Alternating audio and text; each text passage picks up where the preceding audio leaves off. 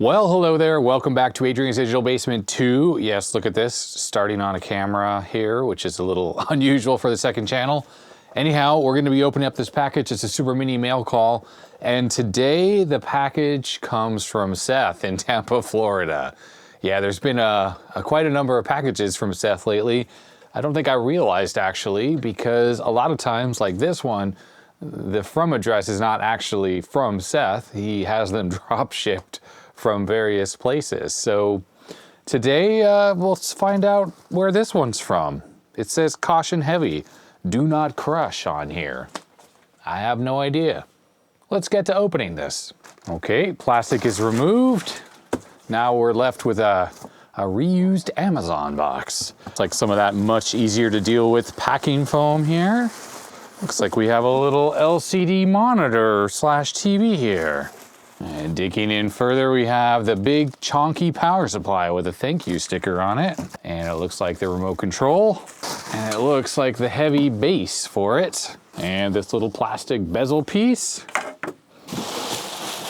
And that appears to be it. All right, so this is a Sony, well, some kind of 16:9 monitor. It's got a little scratch on the CRT there. It's not CRT, what am I saying? It's an LCD panel.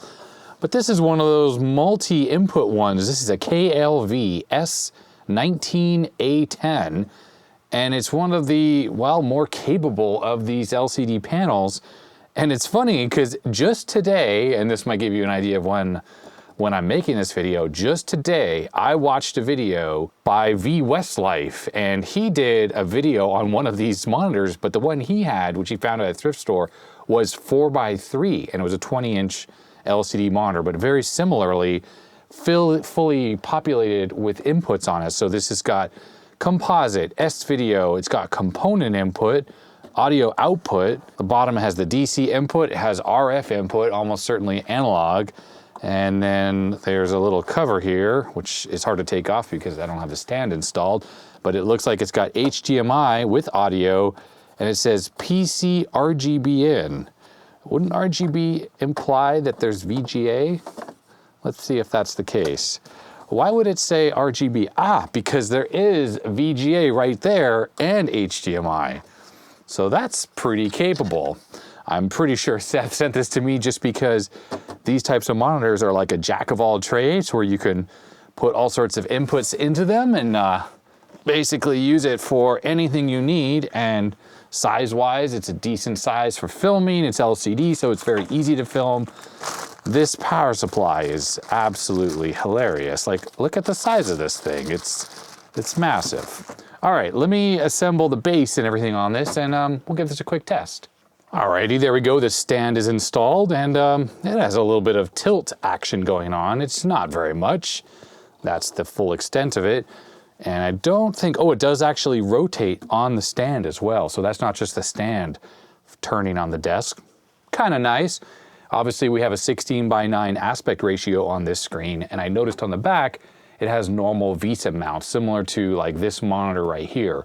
So theoretically, I could use this in place of this monitor back there. But I have a feeling this resolution is probably not going to be as good as that. Although it's certainly a lot more capable, but it is much, much heavier because it's got speakers and whatever else installed. Here's the remote. It is the YA001 Sony remote. It's a little bit dirty. I put some batteries in it though. Does the set work? Whoa, yes.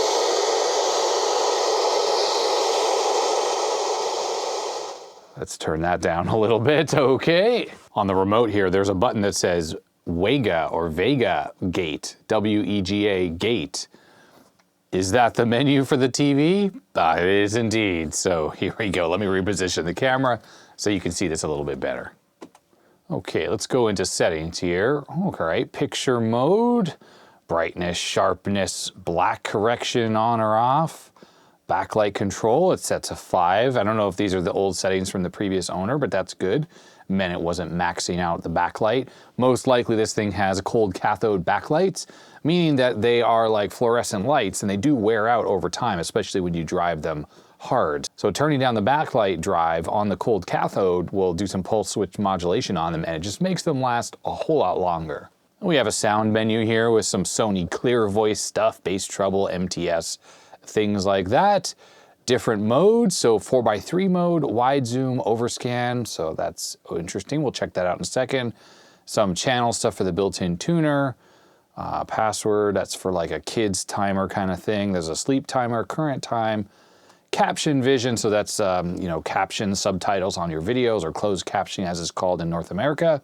Info banner, label the video inputs, so there we are with all 6 inputs. That's very capable. That's almost certainly why Seth sent this to me. We have a power saving thing here. There's a power saving function. When you pick reduce, I can see that it's dimmed out the picture a little bit. And obviously you just picture off probably just turns it off entirely. Maybe if you just want to listen to the sound. Oh, and then you can have a light sensor on and off. We'll just turn that off. That will adjust the brightness of the screen based on the ambient light in the room you're in. And that is it for all of those settings. There's gotta be like a service menu on this thing as well. I wonder how you get into that. All right, as is typical with Sony's, you press the TV video button to switch between the inputs. I don't currently have anything plugged in, so we have video 1, 2, 3, 4, and those should be up to 6. It's kind of slow. It's not 5, took a while. That must be the HDMI input. 6 or VGA or one of these, that might be HDMI because it says no signal. Yeah, okay. You might be wondering if this has a digital tuner in it for high definition TV, and I'm gonna say, no, it does not. It appears to have RF input, so old analog style RF. Down here at the bottom of the remote, there is a wide button, so wide zoom, normal, so there's a 4x3 mode, full, I guess wide zoom was full with maybe some stretching going on, so the center didn't look super stretched, but stretched the borders more. We'll load up a test pattern into here and we'll take a look. Zoom, which probably crops off the top and the bottom, and back to wide zoom and then normal. Okay, the Tektronix test pattern generator is connected and currently it's in wide zoom, and you can see it's doing exactly what I said it was doing, where it is more stretched over here on the sides than it is in the center. And the reason why they did that is in the early days of widescreen TVs, a lot of content was still 4x3. And what was happening was a lot of people wanted to see their new widescreen TV filled out with a full-size picture, but if you're watching an old TV show, well, it would just stretch everything where the faces would look wider. So what happens with this is in the middle, if someone's face is in the center of the picture here, it's not gonna be as stretched as if they're over on the side. So it kind of gives you this variable stretching where the boxes, as you notice, get wider and wider the further to the side you go. If we switch this to normal, that's just standard 4x3 mode, and I'm just looking at it behind the camera. It's not bad. The contrast ratio is not bad. Obviously, you can see a little bit of light bleed, but you know, this is an early LCD. That's just what happened on them. And then we switch to full, which just stretches the entire picture evenly. So it takes the 4x3, stretches it to 16:9. And then this one, which is the zoom setting, stretches everything where the picture is bigger and it's cropped off on the top and the bottom. So you're losing part of your picture, but at least things won't look stretched in the middle. And you can see that more easily here on this matrix test pattern. There is more stuff that's just missing from the top and the bottom, as you'll see if I switch this back to the regular mode. There it is, and you can see these parts here and here were mostly chopped off. Now it's interesting, going back into the settings here, it looks like it's set to vivid mode, which maxes out the backlight all the way to the basically the highest amount. Most likely I'm gonna run this in the Pro mode and then just turn the backlight up. It's a little bit dim now. This monitor overall is in pretty good shape, though it's not very worn out. Now notice here, the sharpness is all the way on minimum, and on most Sony sets at least, and probably on most TVs, setting it to minimum is the setting you generally want to use. Anything above minimum, or sometimes it's like 20% if it's a scale of 0 to 100, that generally doesn't introduce extra artifacting on these high frequency segments right here. Typically what sharpening does is it artificially sharpens the picture by adding a little extra contrast anytime you have a sharp line that's going from, say, black to white. So that's what these lines are right here. In fact, let me bring up a different test pattern and I'll demonstrate this. This test pattern right here will demonstrate very clearly what happens when we turn the sharpness up. Specifically, look over here on these fine lines, and let me go to sharpness, and I'm gonna start turning this up. Notice how it got much brighter over here. I don't know how well that's coming across in the camera. I'm not really explaining what sharpness is very well, but basically it's just adding additional picture information that is not there. And that has the effect, especially on anything that's very fine detail, of artificially changing the way the image is. And I just know what this test pattern should look like. And with this on minimum, it's perfectly sharp. Everything is looking really good for this composite video signal. And yet over here, it just looks good now. All right, I've turned off my overhead light because I want to check to make sure that the brightness and the contrast settings are set appropriately on this particular test pattern right here. I'm happy with the way the color balance looks. I'm happy with the color decoding. These bars all look absolutely fine. You can't really do too much adjustment in monitors like this anyways. But what you can adjust is the brightness and the contrast. And on Sony's, it's labeled picture and brightness. The picture control adjusts the white level. So this part here, which is white, the picture adjusts how bright that is. And of course, the entire image as a whole. But brightness, on the other hand, adjusts the black level. So this area down here. Now, if I go to brightness, let's go over there. What I want to do, and I don't know how clear this is, but there's a bar right here that's visible. There's actually 3 bars that are here. And generally, when you're adjusting the brightness control, you want to be able to see the middle bar as well. So if I turn this up, okay, so like I turn this up, there is no middle bar there. It is just, it's not visible at all. As you can see, everything that's black here is now kind of like a grayish color. But we're not seeing that the 2 bars that are here. So this monitor has something called black crush, where basically some of the picture information is being lost in the lower end of the picture signal. And on a CRT, absolutely, I'd be able to see that there's actually 3 bars here, and you want to be able to see in a normal room light just that there are 2 bars visible here. And the reason you're doing that is because in dark scenes of like a TV show or something, if it's removing that information, then things are going to look too dark. Now, unfortunately, even with the brightness maxed out, we can't see it. So unless I can go into the service menu, there's really nothing I can do to try to fix this. Now, maybe I can go to the service menu. Let's just give that a try. Okay, I'm going to turn off the TV. From my recollection, display 5 volume up power on old Sony CRTs, that would go into the service menu. Is that going to be the case here? Oh, look at that. We do have some service data right here. We're in the service mode. That still works. So there's the number of hours this set has run. 2,667 hours, 34 minutes. These are some version numbers here. And then here we go under WB for white balance. We actually have some drive controls. So we have basically like the overall levels of the RGB, and then we have like the black levels of each of those independently. Maybe here, let's see, test reset aging mode, auto shut off. I don't want to go like changing things in here randomly here, but I wonder what aging mode does. On a lot of Sony sets, you set that up and it will basically run through some tests to try to calibrate itself to account for aging that has happened. Let's first start with some of these controls here. So I'm going to change. These are all set to 512. How do we change these? Let me turn this up. Let's see what happens here. I'm just trying to adjust it till I start seeing something here. I don't think this is going to do anything at all. No, it's making the overall picture a little bit more red, including this dark part here. This is basically, these are very much like on a CRT. You would have the bias controls and the drive controls. That's what these 2 things are here. It's just a simulation of those. I was hoping that it would suddenly reveal that extra bar over here, but that's not the case. And actually, I don't exactly remember what this was set to. I think it was 512, 512, and 519, but anyways, most likely on this set, there'll be different settings for each of the video input modes. So it does allow, obviously, some fine tuning from one input mode to another. Obviously, I haven't looked up the service manual for this monitor or anything like that. So if you happen to know about any settings on here, like how I can fix this black crush issue, definitely let me know. Although it's not the end of the world. It's just, you know, it's not perfect, right? Let's see if I can exit out of there. You can. No, you can't. You're going to have to power cycle the set. This is actually just like other Sony sets. So you just hit power to turn it off. And there we are. We've exited out of service mode. What I would like to see is I want to make sure that if I power cycle the set, it stays in the zoom mode I left it on. So it's in normal now. Let's turn off the set. Go back into it. Please be back in normal and don't just always default to a wide zoom. Look at that, it goes back to wide zoom. Incidentally, there's a black corrector feature in here, but when I turn that on, the bar is gone. The one that I could see is gone entirely.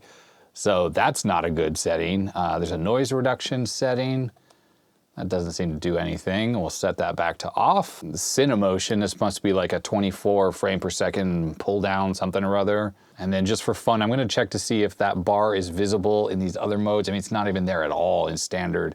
And then Vivid is way too bright and way too much sharpness, and then just the bar is gone totally. Pro is the mode you wanna use if you're using this set. I'm gonna turn off steady sound, I'm gonna leave it on natural. Oh, here we go. People are probably screaming at the screen. 4:3 default. Let's set that to normal. Overscan, looks like you can actually crop it, so we'll leave that off. It actually has a centering control. That's quite handy. Let's hook up a computer to this and let's see how it performs with like an Apple II. When I breezed over this earlier, it has auto YC, so that's the S-Video input. I think like video 1 is shared or video 2 is shared with the composite and YC, and I guess it allows you to turn it off and on so you can like forcibly turn off the S-Video input so it only uses the composite. Actually, before we go testing the Apple IIc on here and other computers, I wanted to test a different pattern generator. I have another Tektronix generator here, but this is a PAL version. So let's hook this up and let's see if this thing can decode PAL color properly. There it is. It is kind of working, but not really. Weirdly, it's able to sync sort of, but it has this rolling bar. And obviously we don't have any color decoding whatsoever. And yeah, it's got that weird issue. Let's just try turning the set off and on, seeing if that works. Unfortunately, with a lot of North American sets, and you know, ones that were destined for North America and for Japan, yeah, no difference. They basically don't support anything but NTSC. It's kind of frustrating.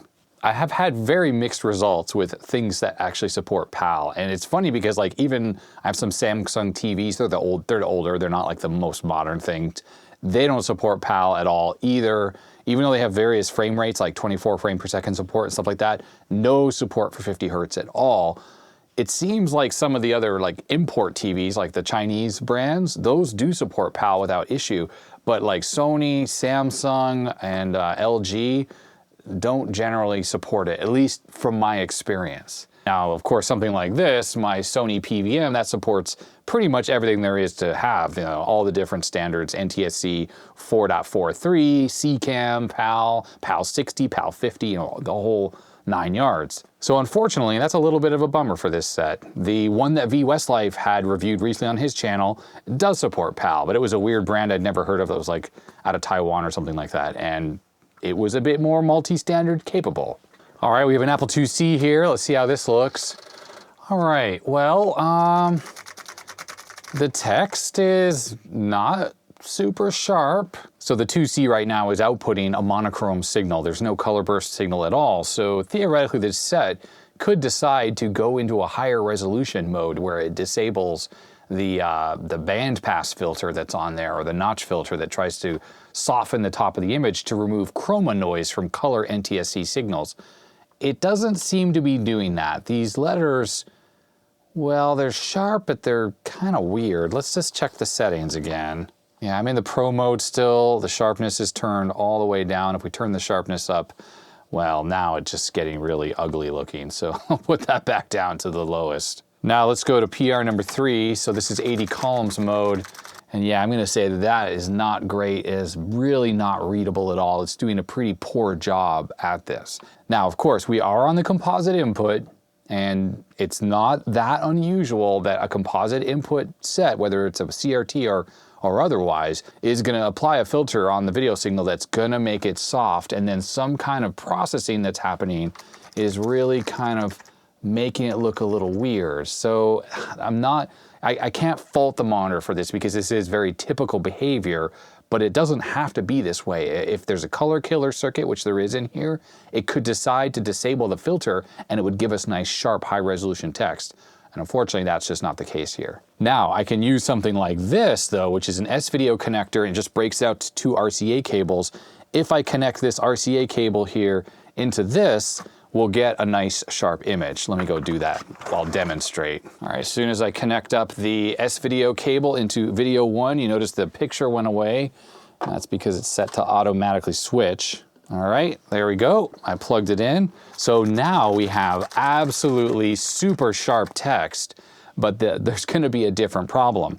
The problem is, and there we are in 40 columns, looks really sharp. If we go into a color mode, where there is color, we're not seeing any color at all. So there it is, it's completely in monochrome right now. And that's of course because it's going through the YC input and I'm only hooked up to the Luma connection.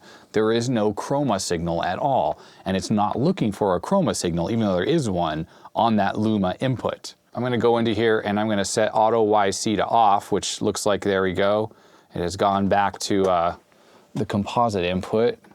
I didn't really need to do that actually, but I did it anyways. So we plug back into the input there. There it is, there's the text. It's not looking super sharp. There we go, we run the diagnostics again, and then we have the Apple II color is working properly. Now, if we boot out of there, we go GR, there it is with the color fringing. That's completely normal for the Apple II, of course, because we're looking at a composite signal. And if we do PR number 3, then you really have bad rainbow text, which is completely to be expected. All right, let's put in Fat City, my favorite game here for testing. Oh, I seem to have a disc in here already. Attack of the Petsky Robots. Well, let's just try that out first, actually. Now, the 40 columns text, while this is loading, I mean, it's completely readable, right? I mean, I'm just being very nitpicky because I'm expecting it to just to look sharper than that. It's totally fine. And if you have an Apple II and you're using one of these monitors, it's not gonna be that big a deal. I mean, you could create a little switch box with the S-Video cable like that and switch to the other input, and then you'd be good to go. But yeah, I mean, okay, well, see the color fringing and stuff on this, that's completely to be expected. Yeah, so there we go. That looks pretty good. Let's just switch out into Fat City because it has a nice full screen graphical boot sequence. Whoa, yeah, that's normal. It does that. This copy at least. Here, I've turned up the volume, so we're gonna hear the music. There it is. Wait. The volume was down, actually. All right, Richard Hefter. Let me see. So one thing that's interesting is this is normal for the Apple II. The image is all shifted over. Oh, look at that little moire pattern there. You see that in the camera? I see that. That's not great. But otherwise, actually, this isn't too bad at all. There was a setting in here for horizontal position, which is actually perfect for the Apple II because the Apple II often has the picture kind of shifted over to one side. Where was that? Here it was, H center. Nice. That's cool. So you can kind of fix this. Now, unfortunately, it's gonna affect anything else plugged into this input, but that looks great. All right, we can start on any of these levels up to 4 here. We'll start on level 4. Whole idea is you're supposed to, I forgot the controls here. You are supposed to break down these buildings and the people who live there are throwing tomatoes and bricks and stuff at you. How horrible, right? Anyhow, and there's you run out of fuel and there's a fuel tank and whatnot anyways.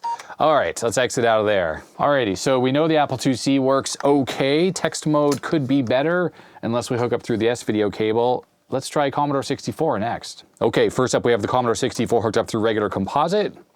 Let's look how this looks here. Oh, it looks good. It's shifted over a little bit because I had that adjustment set. Let's fix that. It almost looks like for the Commodore 64, maybe a setting of 1 is a little bit better. I'm actually noticing a little bit of a pattern through the picture, and I'm wondering if maybe the power supply has a few dodgy caps, or maybe the set itself has a few dodgy caps. Let's check this overscan setting here. All right, yeah, you can't go any less than that, than normal.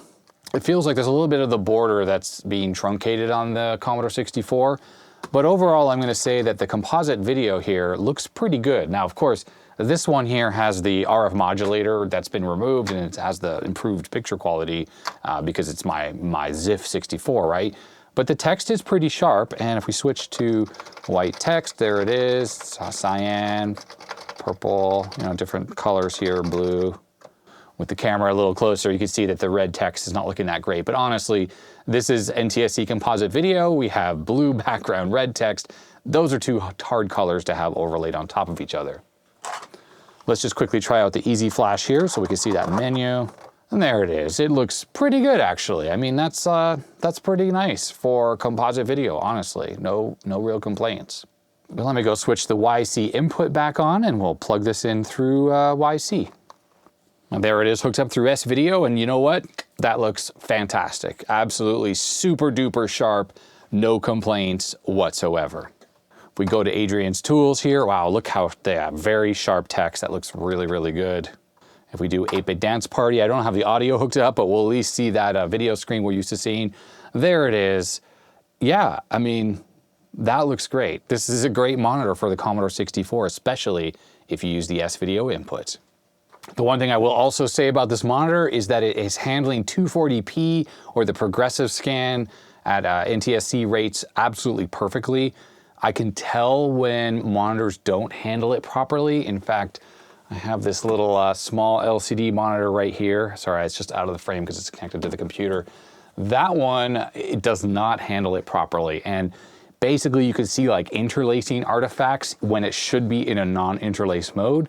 This monitor, on the other hand, has absolutely none of that. So nice, smooth 60 frame per second animation. There won't be any problems with that if you're using this with any kind of game console that's running in non-interlaced mode. All right, so that's it for the 64. Let's try out the HDMI input. I have it plugged into my lab PC upstairs, right above it here. And incidentally, there's a TV video button right on the top here, and there's also a media gate button, which is what, the menu button. There it is. So you can bring up the menu if you don't have the remote control. I'm not really sure there's anything you can't do if you don't have the remote, because even like the wide mode settings, which normally you can only do from the remote, it was in the menu there. There was a setting for it.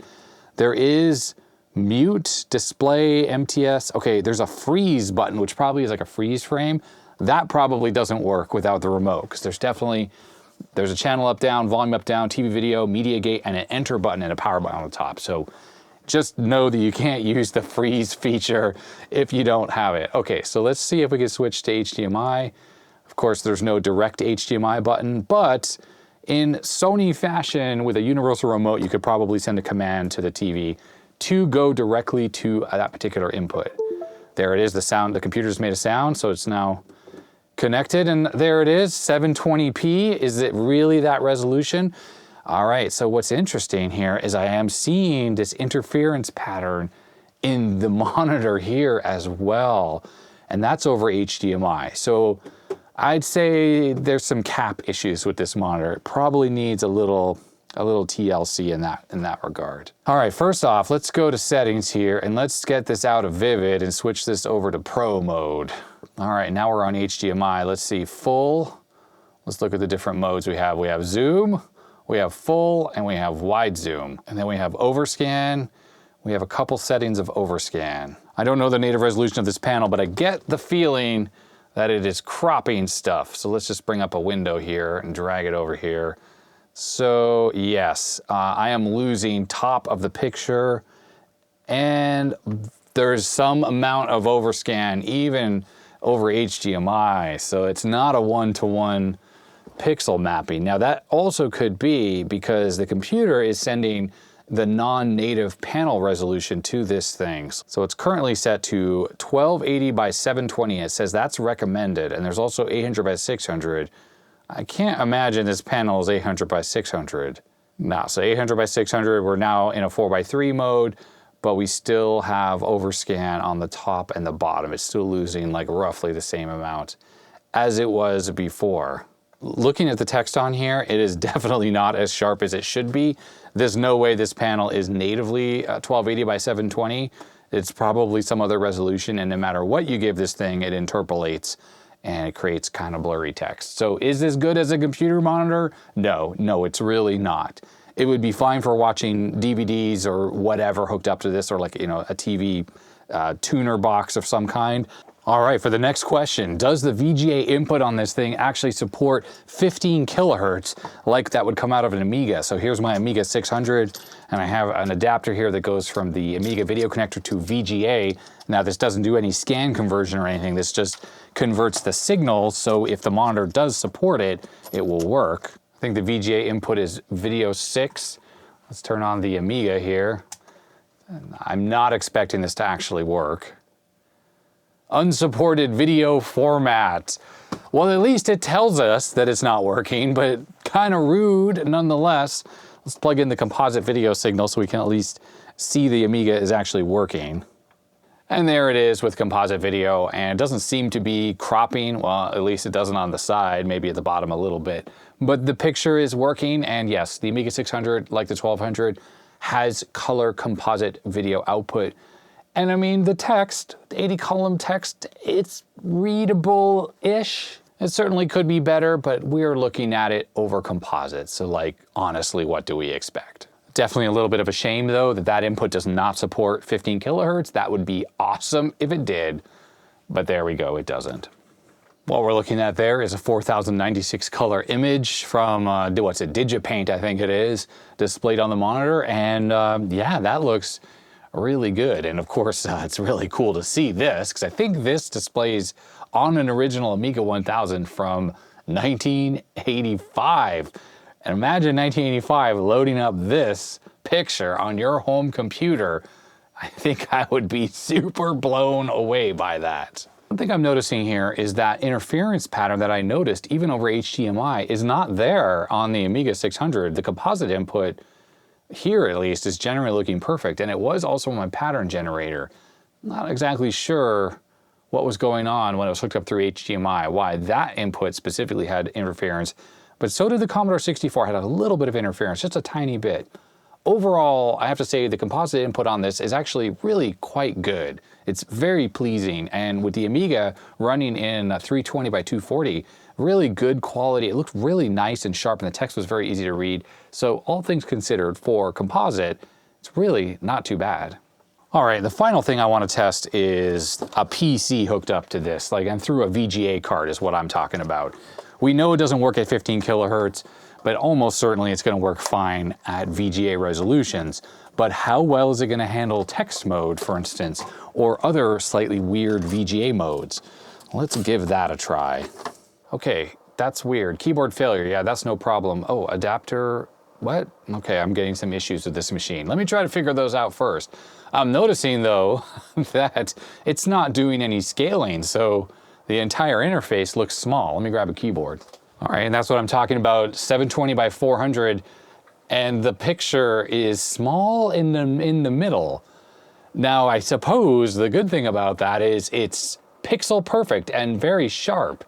But on the other hand, what about all this space? Let me push the wide button on here so we're in normal, full 1. Okay, that does the zoom. Full 2, I don't know what the difference is in normal. So what's unfortunate is there's no way to display text mode in a 4:3 resolution. That's sort of lame. Let's see if I can get this computer to boot up to DOS. I don't know what happened here. It was working fine last time I was using it. It's like my XT IDE card has decided to not work. No, there we go. Like maybe there's just bad connection in the slot. I just wiggled it a little bit. Okay, so here we are in Check It. I'm just testing to see like what's going on with this overscan. So we're losing a line on the top and the bottom right now. Well, not losing, it has an extra line there. Is that fixable with this other wide mode? Full 2 does stretch it completely to the max. Let's go into the settings and see if there's anything about like adjusting the phase or whatever, which is typical with VGA inputs. Yes, there it is. Phase and pitch and vertical center, but there's nothing about the sides. It just has the wide mode. So luckily in this particular mode though, it's perfect. We're actually seeing a complete full-size image and it looks really good. All right, here we are just doing a video test and it switched to 640 by 480 and it switched out of that zoom mode back into this mode. And has the computer frozen? This test normally is very fast. Yeah, I think the computer froze actually. This machine may not be working quite right. While it is stuck here, let's see what happens with this wide stuff. Okay. All right, so it looks like 640 by 480, you can actually get a 4:3 mode here. That's full 1. And then full 2 just stretches it to the entire 16:9, and normal being like the pixel perfect representation. I wonder why text mode doesn't offer us this like 4:3 mode, while 640 by 480 does.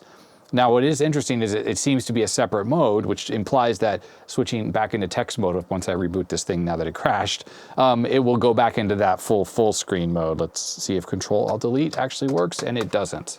Time to power cycle. You may be wondering what's going on here. This is a 486 board that I was just doing some testing with. I don't normally use this one for any normal purpose. Okay, so here's something interesting that's happening. It's very slow at switching resolutions. You see that? Like, it just was a black screen for quite a while. We didn't see any of the original BIOS stuff. That's not ideal. Let's test the different graphics modes there. So that's like 320 by 240 type resolution. So is that, so is that. Those are pretty switched, but look how slow this one is at switching. We're just waiting here. I think this is gonna be 640. I don't even know. Why did that go black? It's still in the same text mode here. That's 640 by 200. And now we are waiting again. So this is that slowness, switching modes. Come on. There we go, 720 by 400. I'm assuming, what is this? I don't even know what changed here. This looks, again, like 640 by 200. We're gonna get a 640 by 350, which is like EGA out of this. And where is it? There it is.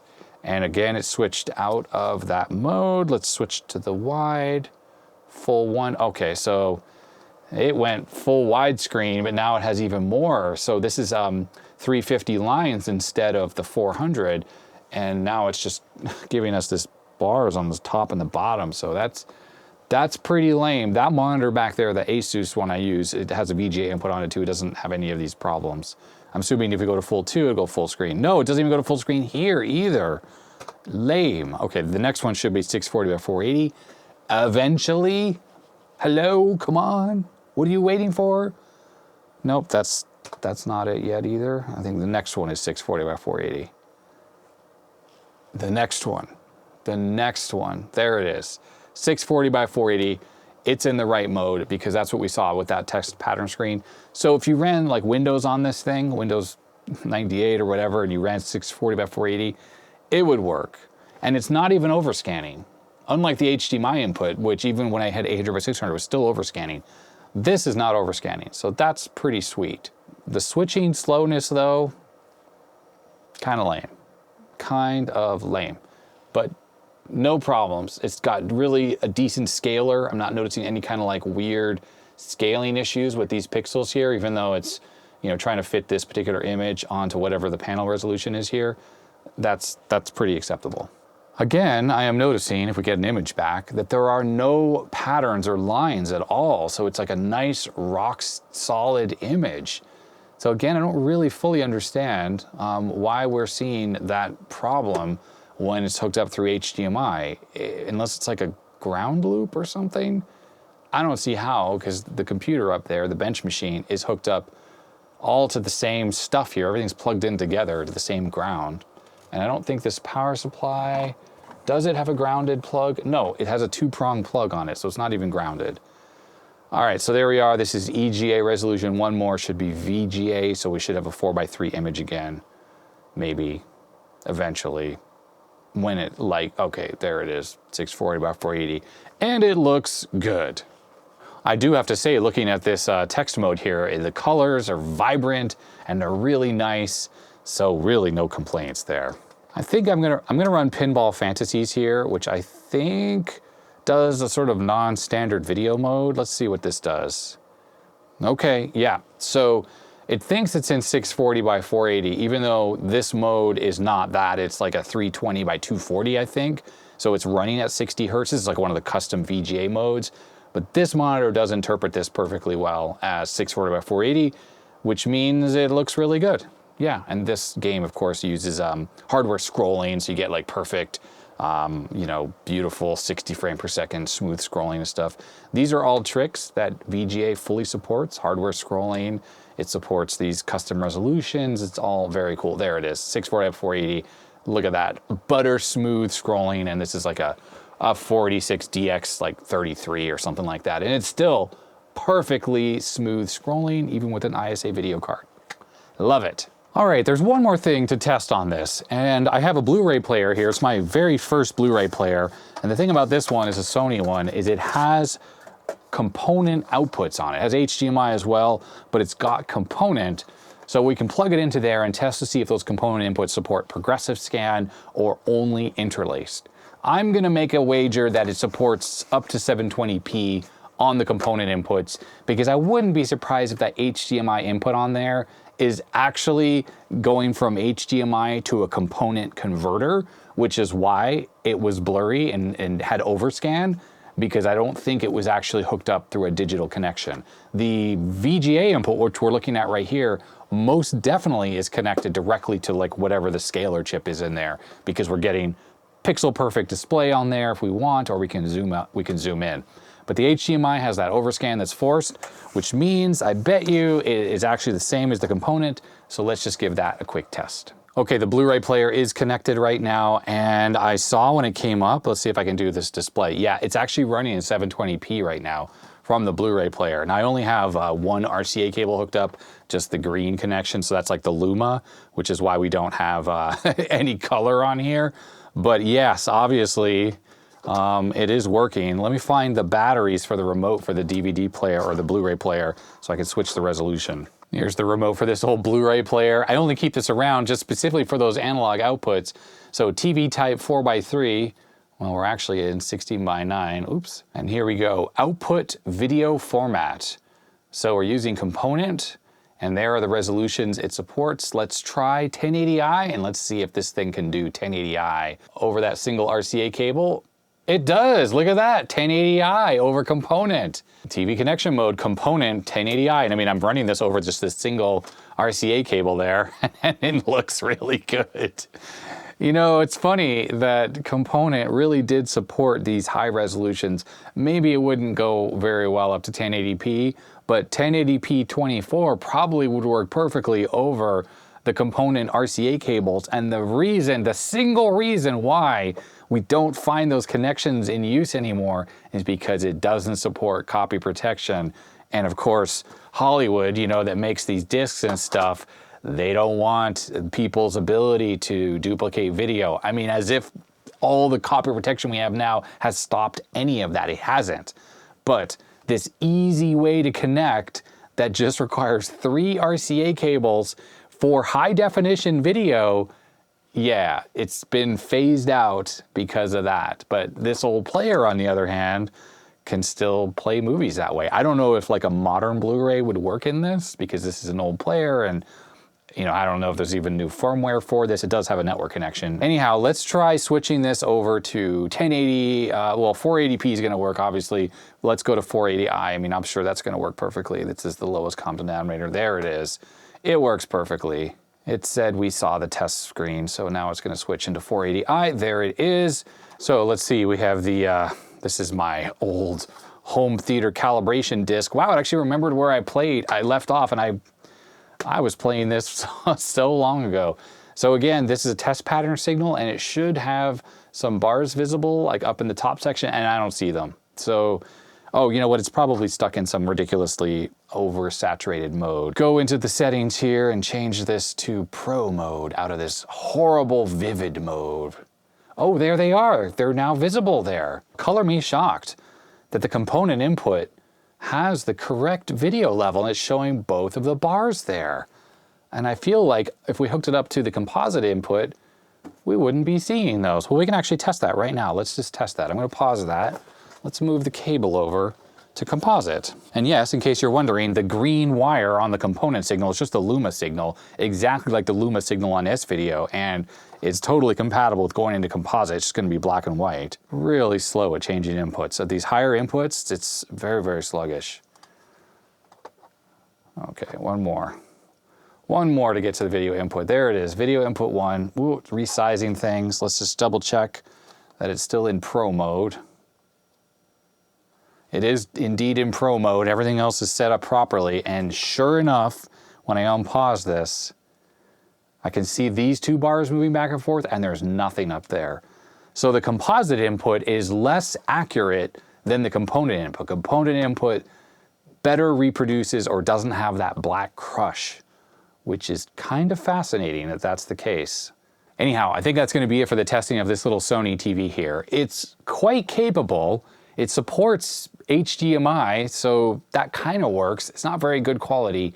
The VGA input has some limitations. It does work, but some of those DOS modes have like bars up on the top and bottom.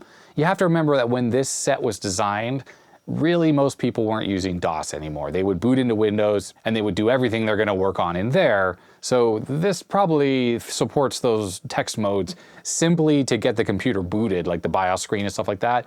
And otherwise you would never notice. And in VGA mode, like 640 by 480, it's working totally fine. The component input goes all the way up to 1080i, so that's a thing. Other limitations that it does have though is it doesn't support PAL at all. That's a bummer, especially if you're trying to buy one of these for use with like your old computers and stuff, and you buy machines from other countries that have Spectrum, stuff like that. It's just not gonna work at all with this. One way it probably would work is if you get a retro tank and then you take the HDMI output of that and then you use an HDMI to VGA adapter and you plug it into the VGA input on here. That might work. That all depends on if the VGA input on this supports 50 Hertz. If it doesn't, then that's not gonna work either. Other problems that this thing seems to have is it's always overscanning on all of the inputs except for VGA, so it's always cropping some amount of the image off the top and off the sides, so that's not really ideal. Other problem is the composite input always has the filter installed, which is basically, even when there's no color signal, it's still filtering out the higher frequencies, basically to eliminate the dot crawl you would normally see on a color signal. So that's always there, it has no defeat. Like I said earlier in the video, I can't knock it really for that because that's really the behavior that pretty much everything has, but it doesn't need to be that way. The one monitor that doesn't do that very specifically is the Apple IIe and the Apple IIc color monitors. Apple designed those, or had an OEM design it specifically, that when the color killer circuit is engaged, when there's no color burst signal on the video signal, it disables the filter, which gives you perfectly sharp 80 column text, even though you can switch into color mode at any time and those monitors will handle that automatically. It's the only monitor I've ever seen that works that way. Even the 1084 keeps the filter installed all the time. So you need to do what I did and plug the video into the Luma signal on S-Video and like switch the monitor over to that, and then you get nice sharp black and white text. The final little foible that this monitor has is that the VGA input does not support 15 kilohertz, so you cannot use anything like the Amiga or ST or 2GS or Coco 3, things like that that are analog RGB that run at 15 kilohertz. You'd need some type of scan doubler to get those to work on this monitor, and even then, your mileage may vary because of the weirdness that this has in some resolutions. And I guess the very last thing that this thing has weird going on is that weird interference pattern, which I saw on the HDMI input. And to be honest, it's funny because this component input is also rock solid. So it's almost like whatever's doing the HDMI conversion in this thing has a little bit of an issue. And I'm honestly thinking that it's converting from digital DAC to analog, and it's using the same inputs through the Jungle IC as the component inputs. That explains all the softness, and that conversion circuitry must have bad cap on it. Maybe there's SMD caps or something, and they're going bad, and it's causing those lines. So I should probably open the back cover of this thing and do a double check to make sure there are no leaking Sony caps, which is kind of par for the course with the age of this thing as well. So yeah, that's it. That's my review of this thing. I think VWestlife said it perfect about the monitor that he reviewed on his channel, and actually I'll put a link in the description to his video. Basically, the one he looked at, and just like this, it's sort of like, what did he say? It's like a jack of all trades, but expert at nothing, or something like that. So basically, it can do a lot. It has all those inputs on them, but none of them work perfectly. They all have little issues about them that just make this not the perfect retro computer monitor. It's good, it's just not perfect. And of course, the one he had was 4x3, which is better than the 16:9 when you're talking about retro stuff. You can set the 4x3 mode on this, and that does work in some cases, but like we saw in VGA, it's gonna force you into 16:9 and while you're in text mode with no choice to fix that. So that's not ideal either. Anyhow, that is it. Thank you very much, Seth, for thinking of me and sending this monitor in. I actually don't have one of these. It'll be useful for me if I'm going to like a meetup or something and I want to bring a monitor. This is small enough that, you know, and it has its own stand and stuff, and it works pretty much with everything. So yeah, that's definitely on the useful side. So thanks again, Seth, for that. Thanks to my patrons, their names are scrolling up the side of the screen. They get early access to videos. And thumbs up if you liked it, you know, all the usual YouTube garbage, and yeah, that's gonna be that. So stay healthy, stay safe. I will see you next time. Bye.